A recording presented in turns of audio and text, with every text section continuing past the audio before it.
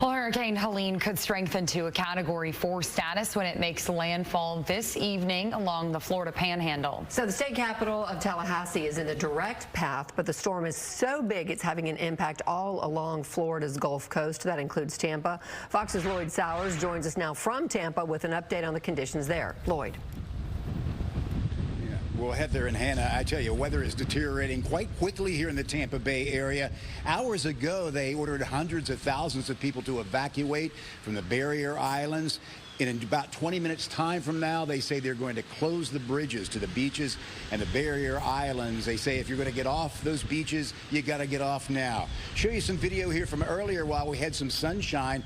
And this is what people do when the Gulf churns up. They surf, because normally we have no waves in the Gulf of Mexico, but they were having a little fun with that today.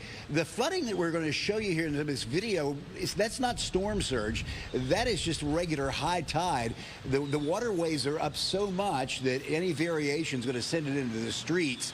And that is the concern, because the next high tide coming up this evening, that storm surge is going to be pushing it 8 feet here right off Tampa. And then as you go north toward the Big Bend, to 12 feet, 15 feet, a 20-foot catastrophic storm surge by the time it makes landfall up by the state capitol. Now, Tallahassee is about 20 miles from the Gulf of Mexico, and a normal storm would weaken as it went ashore, but this one is so powerful and so big that they're expecting a Category 1 or Category 2 hurricane to hit Tallahassee, and that's going to be a mess because it's in oak trees in Tallahassee. They're not used to having these big storms. There's going to be lines down. There's going to be people without electricity for days, I imagine, in that part of our state. And then they're saying tropical storm force winds in Atlanta as it moves up further. So it's a huge storm. Thousands of people are evacuated, 50,000 people without power so far. It's going to be a rough night here on the west coast of Florida. Back to you. All right, and on that note, stay safe. Lloyd, thank you.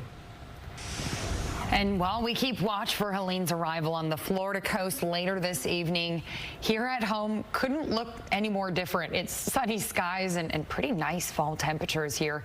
Fox 4 meteorologist Dylan Federico joins us with more. Dylan. Yeah, and that's right, guys. And nice evening here in Dallas. But in Florida, we're watching that storm tonight. And look, Helene still rapidly intensifying. The hurricane hunters will be back in there shortly to see how much stronger it's gotten just in the past hour. So there's the eye, and it's on its way to Florida, and we'll be watching that closely.